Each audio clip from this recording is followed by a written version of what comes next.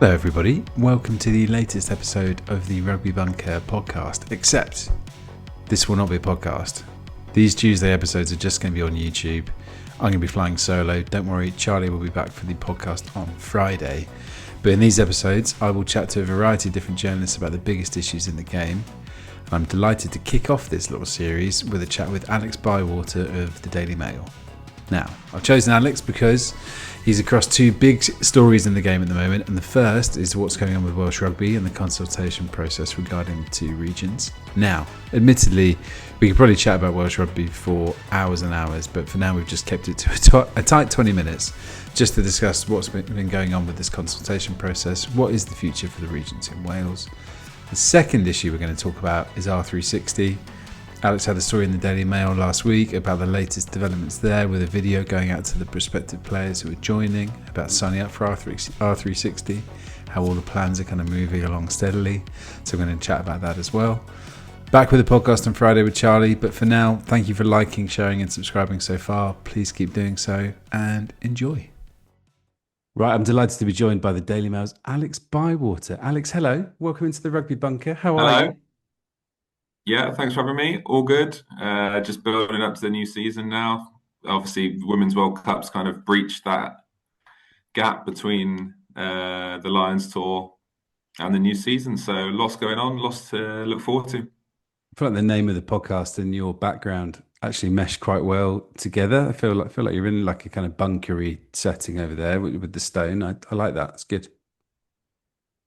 This is my artistic country rustic wall. So yeah, no bunker as such. I'm enjoying it. Now, the reason I wanted to get Alex on was because, well, two stories really, which I thought you would be very good to have a conversation about, Alex, to be honest. The first one being everything that's going on with Wales, which I know you're across pretty thoroughly, and then also the latest with R360, which I know you've been covering extensively as well. But if we start with just a brief introduction, I guess, about yourself and your kind of work as a journalist and who you work for. Yeah, that's two big topics there. I think we'll need an hour to get through both of those. But yeah, I'm coming up to 4 years now with the Daily Mail. Before that, I worked for Westgate Sports Agency, which is a sports news agency based in Cardiff. And in obviously my base being in Cardiff still, I guess lends itself to doing a lot of Welsh rugby stuff amongst the many other things that I do as well. So yeah, wear a few hats on the rugby side of things, but there's obviously so much that's been going on in Welsh rugby in the last, well, since forever really. But yeah, there's plenty to get into on that front. So maybe we could start there. I mean, listen, that is a perfect segue into the many goings on in the Welsh game.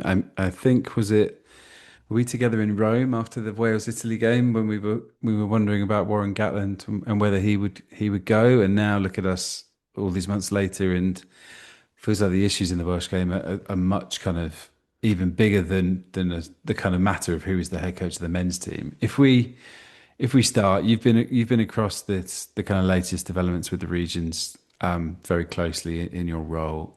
What's kind of the latest that you're hearing about the consultation process that's taking place at the moment? Yeah, so I guess the first thing would be to say just a little bit of background around sort of the consultation process you refer to. So essentially, the WRU last month put forward what they call their preferred optimal solution, or something to that effect, which essentially is the fact that they, amongst many other things, are proposing to cut the number of Wales's men's professional teams from its existing four, which are Dragons, Cardiff, Ospreys, and Scarlets, to two, which is clearly a very radical move. It's important to point out that that's only one part of many other things that are being proposed, but clearly it's a very sort of headline grabbing and emotive issue. And we're currently in what they're calling the consultation period, where they're basically discussing it with the game stakeholders. So obviously the four teams, players, coaches, fans have been asked to give their feedback. And then we're probably going to hear whether that's going to be passed around probably a month's time, towards the end of October, mid-October.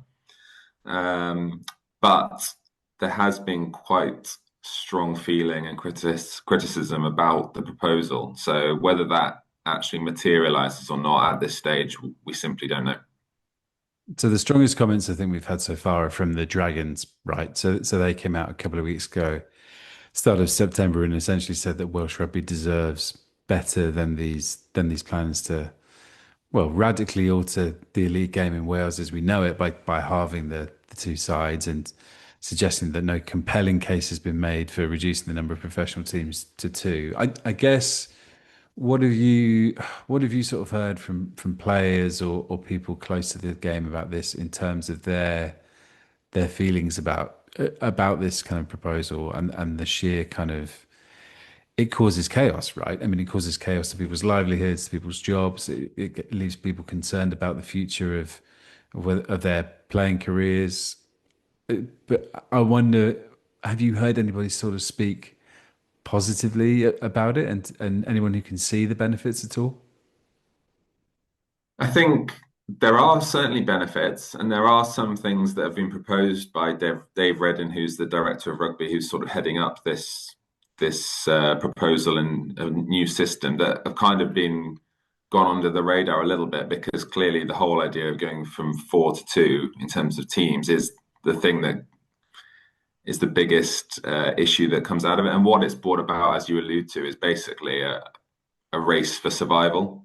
You know, all four existing teams are worried over their position. And I think that includes Cardiff, even though it's important to note that Cardiff are owned by the Welsh Rugby Union after they fell into administration earlier this year. But even that being the case, there's no guarantee that they are going to continue to exist as Cardiff. So what we've got is essentially everyone within the Welsh ecosystem fighting for their own survival. And that's not just the organizations, but the players themselves, because they're clearly at risk of losing their jobs or being repurposed. We've had the Welsh Rugby Players Association come out as well, and they've basically said that the player voice as a collective does not support the idea of going to two teams. Now, clearly, that's a bit of turkeys wouldn't vote for Christmas on that front because they wouldn't say that's a great thing, would they? Because clearly that would mean that half of the players potentially could end up losing their jobs. I would say that in terms of support for the proposal, specifically around two teams, I haven't seen much. I was in France recently and did an interview with Gareth Anscombe, the Wales fly half, who's obviously played regional rugby for Cardiff and the Ospreys. He's always been quite an outspoken player voice, and he's, well, to put it bluntly, not a fan of the proposals. I don't think from the teams, the players, the coaches that it has the support of the Welsh rugby ecosystem, and more importantly, I don't think it has the support of the fans as a whole. Clearly, because their teams are, you know, if you've supported the Scarlets or Llanelli your whole life and they fail and they just suddenly stop existing, then clearly I don't think that's going to have the support.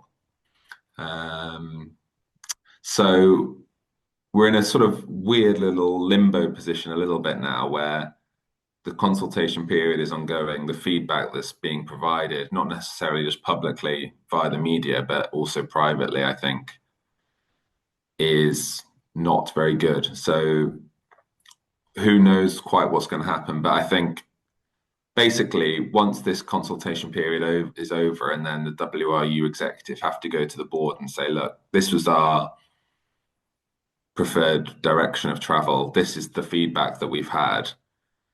I personally, although I don't know this for a fact, I'm not sure the WRU board will pass that idea to go to two teams on the strength of the feedback that's been received. But that whether that actually happens or not, we'll have to wait and see in the next couple of weeks. No, I was going to say, and I know we're kind of speculating here to see how it will turn out, but the fact that I guess there is sort of a clear backstop where this could be prevented from happening if the feedback is entirely catastrophic, and from what you're saying, it's not exactly a cocktail for success is it if you have literally every single group invested in this turning around and saying we think this is a terrible idea, the chances of it going through obviously take a bit of a dent. I mean, the WRU, in terms of the process there, so Dave Redden came in as director of rugby in April. Abby Tierney's cancer diagnosis means that she's going to temporarily step away from her role as chief executive, which obviously is very concerning to hear, and wish her the best. In terms of how you sort of what you've perceived from the WRU and how they're kind of running things since Redden arrived, what have those kind of press conferences been like, and what's the vibe you've got from the team of executives who are potentially overseeing a seismic change to the game? Yeah, it seems pretty clear that Dave Redden is the key figure here. Um, it was striking to me that when they did the big press conference at the Principality Stadium a few weeks ago now to basically show us the proposal and confirm that the two teams was their proposed direction of travel, that he was sat in the center of the press conference. The three seats were him, Abby Tierney, the CEO, and Richard Collier-Keywood, the chair of the board. So it's quite clear to me that he is the key figure in all this. He's the guy who's currently out meeting the players. He's meeting the regions. He's meeting fans and stakeholder groups.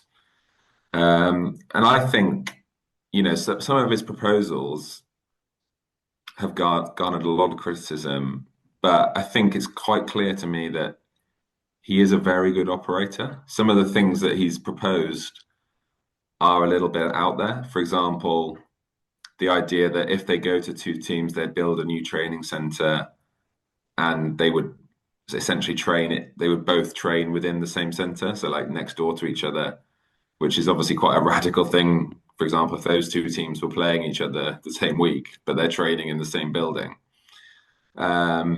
These sorts of things have had criticism, and it wouldn't be Welsh Rugby if there wasn't strong feedback or opinion. But I think it's a good thing that they've, at the very least, put forward some new ideas, because while these new ideas aren't being well received on the whole, I think everyone, certainly those with a knowledge of the game, understand that something has to change. Because clearly we've had the men's national team, bottom of the two Six Nations in a row, 18 losses in a row that only ended in Japan this summer. So it's clear that some radical thinking needs to be done. I just don't know if it's been too radical. Obviously, 4-2 is quite drastic, and part of me wonders if we may end up with three teams as some sort of compromise.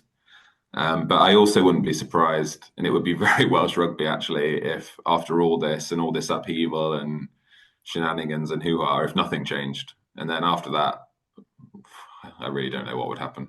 I mean, well, I was going to suggest that because we've been here before, haven't we, with talk of team mergers and things like that with who was it, with the Scarlets and the Ospreys a few years back, and that I think there is probably an acceptance that the bottom line financially is a real concern, and that something has to be addressed. And maybe you're right. Maybe actually by lobbing out a grenade, should we say, into the sport by suggesting, look, two teams have to go. Maybe this does end up with a compromise of three teams. That doesn't seem like a crazy idea, and it feels a bit mean to sort of sit here and speculate who the team might be that would miss out. But I guess that's going to be something that plays out potentially over the next few months, and we'll see how it goes. What's your in terms of the timeline? So this consultation process will end. I mean, in the background of all this, Wales are trying to rebuild themselves on the field in terms of the men's side, and I mean the women's World Cup campaign has been discussed extensively, and the kind of disaster that was, especially after the opening game against Scotland, even with Sean Lynn's arrival, and there seems to be an awful lot of overhaul that needs to go in there. In terms of the men's side, following Steve Tandy's appointment and the news last week that Danny Wilson is going to join. The announcement about Danny Wilson, which came a day after he was ill, by the way, and missed the Premiership launch at Allianz Stadium, which was interesting timing, to say the least. I just wondered, in terms of their fortunes, the men's team, how do we now feel about the arrival of Steve Tandy and what it means for the direction of the side after they, as you pointed out, finally broke that never-ending losing streak over the summer in Japan? I personally think the appointment of Steve Tandy is a good one. With where Wales are at on the field and also off the field in terms of finances, no super coach or, one of the biggest names in world rugby that they may have been linked with in the past was going to take it. That's just a reality. So I think Steve Tandy is a really good appointment. I know that maybe some Quins fans were happy to see Danny Wilson go, but I think being an assistant coach will be a good thing. He obviously knows and gets on well with Steve Tandy. So while I think it's clear that Wales aren't going to suddenly become Six Nations winners overnight, I think it's a positive appointment on that side of things. I think what is a real concern, and this is something that is outside of his control, is that this sort of period of consultation is going to end mid to late October, in roughly a month's time. Obviously, the new United Rugby Championship season starting in a couple of weeks. So the players are starting that, the Welsh-based players are starting that with a lot of uncertainty. And the way it looks like things are going to map out timeline-wise is we could hear whether it's going to be 2 regions or 3 regions or whatever ahead of the autumn internationals, potentially a couple of weeks before. And once again, there's just going to be so much off the field shenanigans going on that are going to detract from the national team. And I think that's obviously we don't know that that's going to happen, but I think that's a very real possibility. And it's been the case. It's been the case for too long now that the national team have just had so many distractions away from it. And that was even the case, 2019 Grand Slam when they were winning. They had the whole talk of the Scarlets and the Ospreys merging. It just seems to be the case that the national team's fortunes are sort of almost inextricably linked with all this sort of off-field chaos. And I think the players deserve a bit better than that, really, because then what happens is there's all the press conferences. We've got 4 big games. It's the start of Steve Tandy's new era. But then it's almost inevitable then that the press conferences around those games are going to be focused as much, or if not more so, off the field than on the field. And that's not a great situation for the team to be in. I was going to say, could we see strike number 2 after we nearly had the strike a couple of years ago? Could we see some sort of extreme action, I guess, potentially down the line to block this from the players? I mean, the way Welsh rugby has gone over the last decade, I feel like nothing should be ruled out. is what I would say. Yeah, we've both had experience of covering it, and I think you're right there to say that you can't ever rule anything out.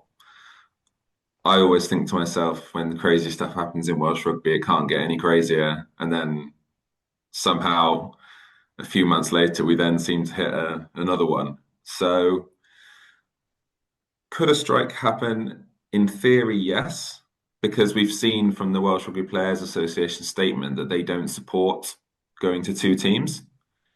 So then if that is proposed as the definite thing, then in theory, I could see that being something that could happen as a sort of significant statement of intent. Obviously, no one in the game wants it to come to that. And I do wonder if there is the strength of leadership amongst the player group to do that now, because obviously it's quite a young squad in terms of experience. There's not the big, strong leaders and voices that were there around 2023, where the likes of, there was still, George North, Dan Biggar, Ken Owens, Lee Halfpenny, these sorts of guys were around at the time. So I hope it doesn't happen, mainly for my heart rate and anxiety and stress levels. Oh, listen, they've been in danger for years. I think you'll be fine. You'll just plow on Yeah, regardless. yeah, Listen, you're telling me. look, Alex, that's Wales discussed. Let's take a little break, and then I want to chat to you about R360.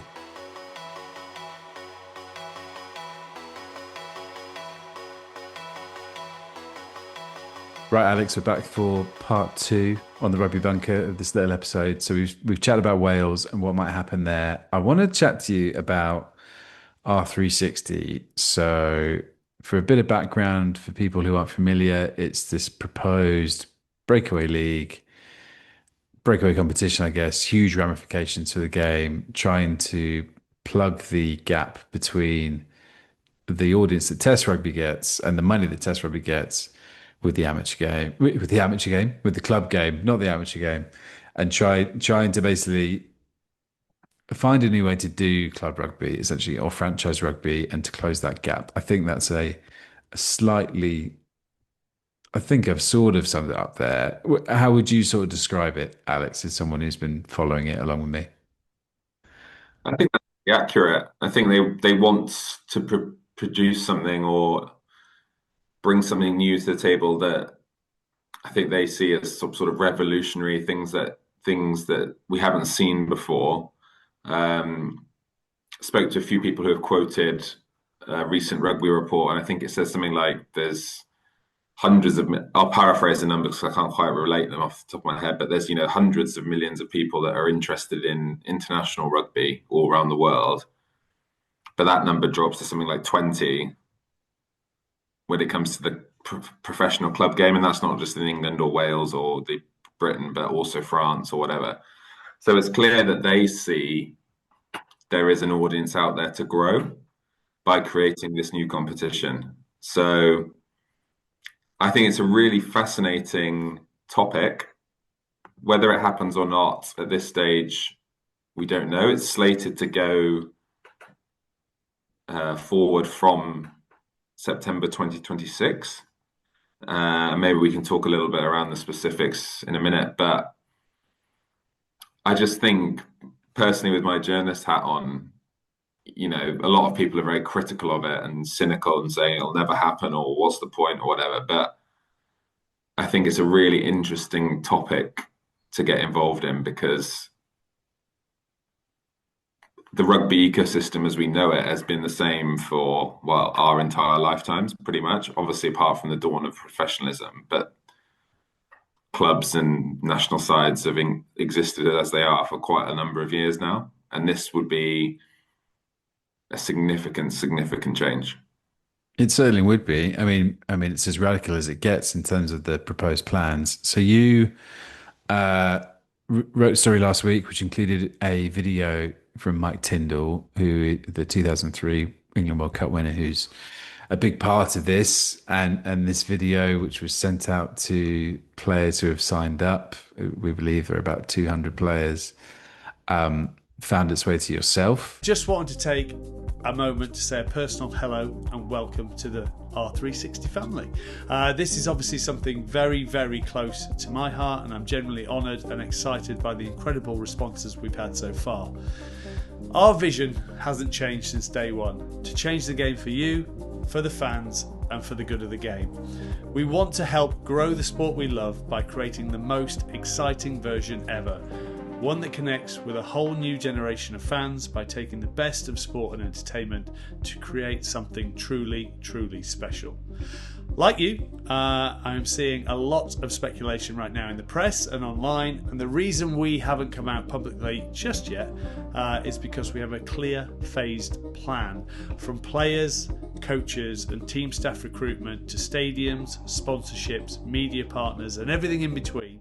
We're excited You about cannot necessarily say where you got it from, but what did you make of the video and the fact that it's kind of, ended up being out there in the public maybe as soon as it has been?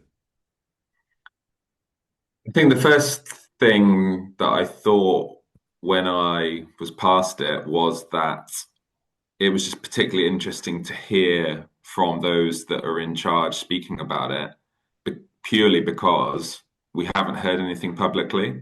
So the guys that are driving it are Tindall, as you allude to, Mark Spores and Lee Hinton, who are two sort of leading rugby agents, and Stuart Hooper, obviously the former Bath Lock and DOR. So these guys have kept a very, very low profile, public profile, shall we say, in terms of speaking. They haven't done any interviews about R360. They haven't laid out their vision, either from sort of an internal comms perspective, R360, or by talking to broadcast or print or online media. So my first reaction when I saw the video was, oh, wow, this is just purely interesting to see what the messaging is.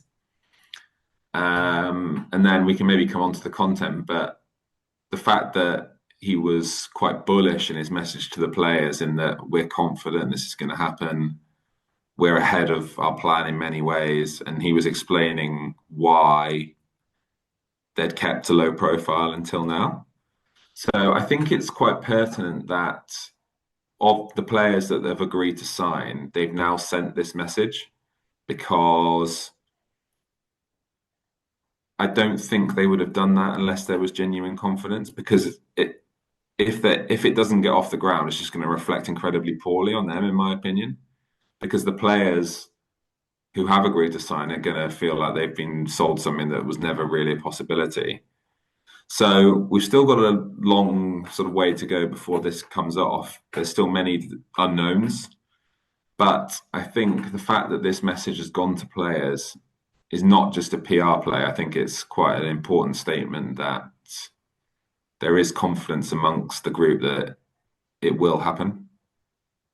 Yeah, I think you're right, and I think in terms of there's something like 200 players, or close to 200 players signed up for this. I chatted with a source before we did this video just to get an idea of kind of who and how many, and it is true that England international players, Australian international players, some All Blacks, some Springboks are, have shown an interest and have agreed to kind of sign on to this project, which also is fascinating. As you noted in your report, a lot of key players in the global game are out of contracts at the end of this season as well.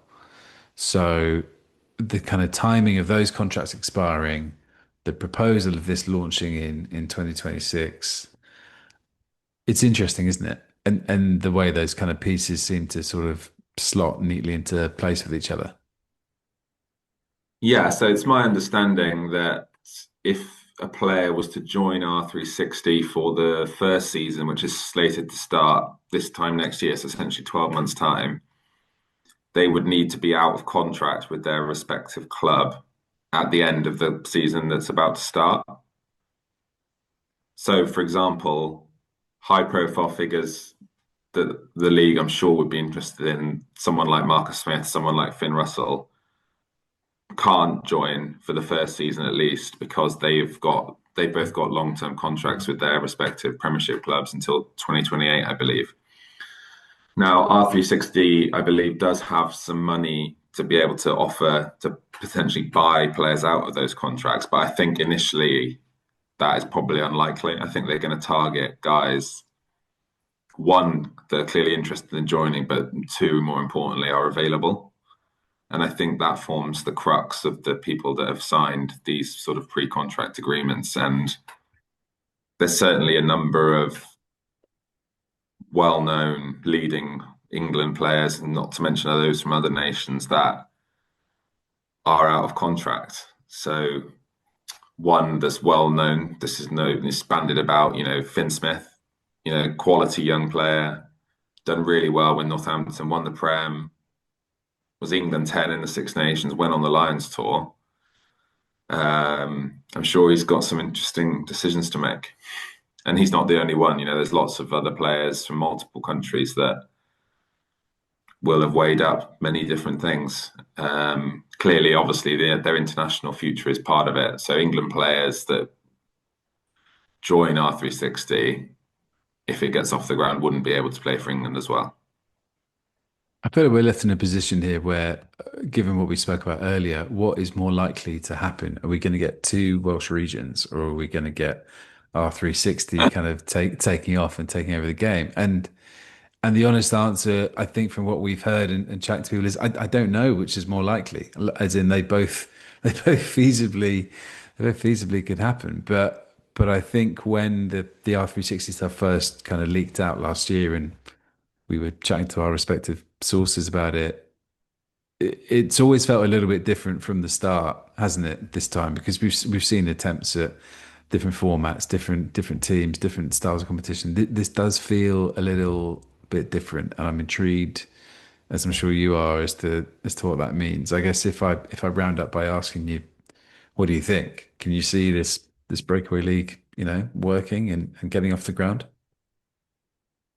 The more I sort of speak to people around the league, sorry, not just from the league, but around rugby, I think there is a good chance of it happening.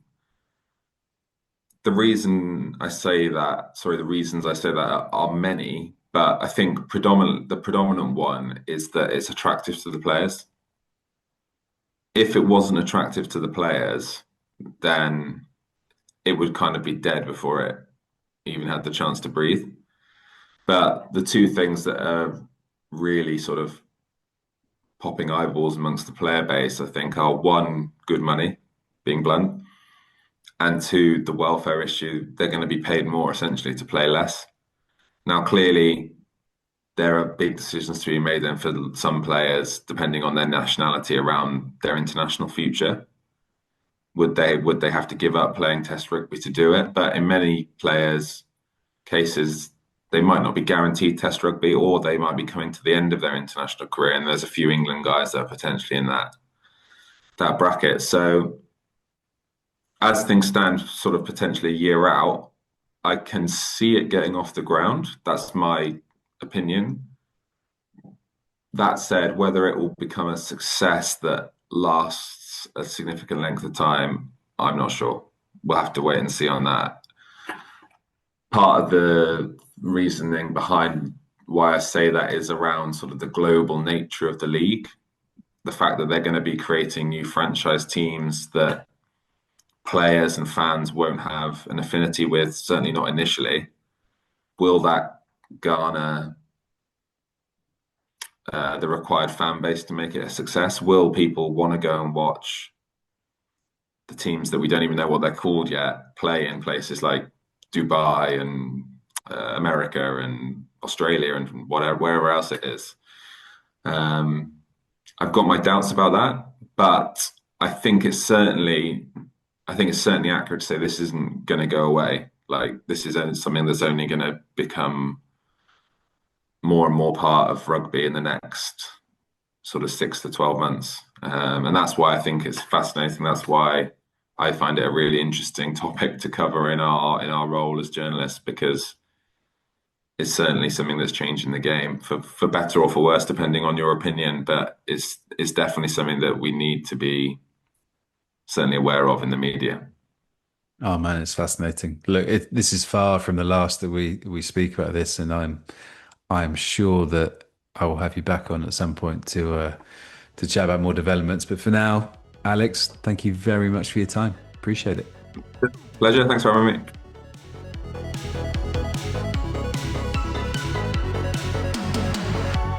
Thanks everyone. I hope you enjoyed today's episode. We'll be back on Friday with a full podcast with Charlie and myself. We're going to chat about New Zealand against South Africa, the Women's Rugby World Cup semi-finals this weekend, and something else which I won't reveal just yet. We'll see you then.